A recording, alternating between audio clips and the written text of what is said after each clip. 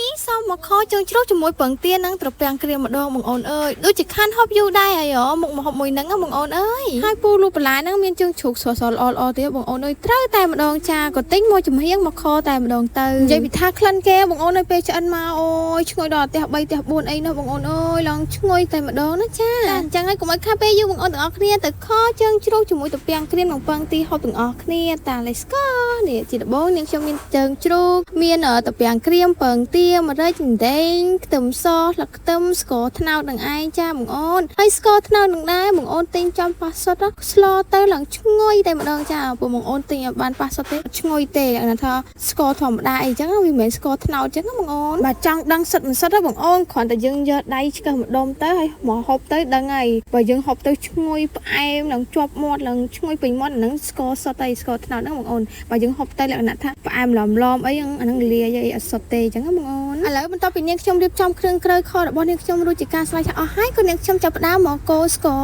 ត្នោតយើងហ្នឹងបងអូនអើយហើយកូរនឹងដែរនាងខ្ញុំដាក់ប្រេងឆាបន្តិចផងដែរកុំឲ្យវាជាប់បាតឆ្នាំងចឹងបងអូនបន្ទាប់ពីខ្ញុំកូរឡើងជើងក្រងឡើងក្រហមចឹងហើយក៏នាងខ្ញុំចាប់ផ្ដើមដាក់ខ្ទឹមដាក់អណ្ដែងចូលចាបន្ទាប់ពីកូរខ្ទឹមសនិងអណ្ដែងឡើងឈ្ងុយឆ្ងល់ហើយអស់ហើយក៏នាងខ្ញុំចាប់ផ្ដើមដាក់ជើងជ្រូករបស់នាងខ្ញុំចូលចាឲ្យច្របល់ជាមួយស្ករក្រហមហ្នឹងឲ្យចេញពណ៌ស្អាតចឹងបងអូនឲ្យឡើងពណ៌ក្រហមដូចស្ករអញ្ចឹងចាហើយខជើងជ្រូកមួយមុខនេះបងអូនអើយនិយាយពីថាគ្រូសាខ្ញុំវិញនិយាយពីថាចូលចិត្តណាបងអូនឲ្យតែខម្ដងបាយវិញមិននិយាយទៅចាអស់ទាំងចាន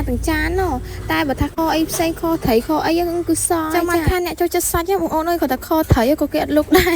និយាយរួមហូបតែសាច់អញ្ចឹងបងអូនប៉ុន្តែសម្រាប់ខ្ញុំខត្រីខ្ញុំចូលចិត្តជាងសាច់ខសាច់អញ្ចឹងបងអូនតែបងអូនឥឡូវមកមើលសម្លនាងខ្ញុំវិញដល់ណាដល់ណីបងអូនអើយដល់វាដាក់គ្រឿងបាត់ហើយចាហើយគ្រឿងហ្នឹងមានដូចជាទឹកស៊ីអ៊ីវទឹកត្រីប៊ីចេងហើយនឹងអំបិលនឹងឯងចាបងអូននាងខ្ញុំអត់តដាក់ស្ករទេដោយសារតែខ្ញុំមានស្ករក្រហមមុនហើយអញ្ចឹងហើយចាំស្ករស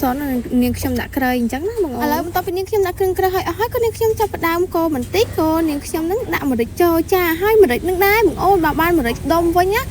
ឈ្ងុយយ៉ាងណាទេអាម្រេចដុំហើយយកមកបុកខ្លួនឯងតិចបាយតិចបងអូនអើយដឹងឈ្ងុយហិលតែម្ដងចាតែម្រេចទិញកញ្ចប់គេនេះដូចសូវឈ្ងុយប្រហែលទេហើយគុំសូវហឺដែរអញ្ចឹងណាបងអូនតែធ្វើម៉េចបើយើងអត់មានអាម្រេចដុំហ្នឹងអីចឹងឯងដាក់សិនទៅចាពូសម្លខអត់ម្រេចគឺអត់បានទេបងអូនមែនអត់យើងអត់ម្រេចគឺខ្វះក្លិនឈ្ងុយហ្មងគឺយើងរួមអត់តែណាថាមិនសម្លខទៅស្ងោវិញចាឥឡូវបន្ទាប់ពីនាងខ្ញុំដាក់ម្រេចចូលហើយក៏នាងខ្ញុំដាក់ត្រពាំងក្រៀមរបស់នាងខ្ញុំនោះចូលចាហើយត្រពាំងនឹងដែរនាងខ្ញុំលាងទឹកស្រស់ទឹកក្តៅស្រស់អីមកស្អាតបងអូនអើយបាននាងខ្ញុំយកមកស្លអញ្ចឹងចាបន្ទាប់ពីដាក់ហើយអស់ហើយក៏នាងខ្ញុំនឹងថែមទឹកសមួយចានចាមិនអាចស្លគោកបានទេសម្លខនេះដោយសារតែហូបអត់គ្រាន់គ្នាអញ្ចឹងបងអូនគ្រួសារមានសមាជិកច្រើនអ្នកអញ្ចឹងហើយត្រូវតែដាក់ទឹកហើយណាមួយយើងមានកូននៅផ្ទះទៀតអញ្ចឹងទៅបានទឹកស្រូបបាយស្រូបអីឲ្យកូនណាអញ្ចឹងណាបងអូនអញ្ចឹងហើយស្លម្ដងដែរបានគោកមិនទេតែបានស្លខគោកមិនទេបងអូនអើយមានតែខទឹកអញ្ចឹងបានហូបបានឥឡូវយើងជ្រូកខត្រពាំងក្រៀមរបស់នាងខ្ញុំក៏បានចាក់រួចរាល់ផងដែរបងអូនអើយដូចដាក់ចានអញ្ចឹងនិយាយថាតំណងគួរឲ្យចង់ហូបតែម្ដងណាបងអូន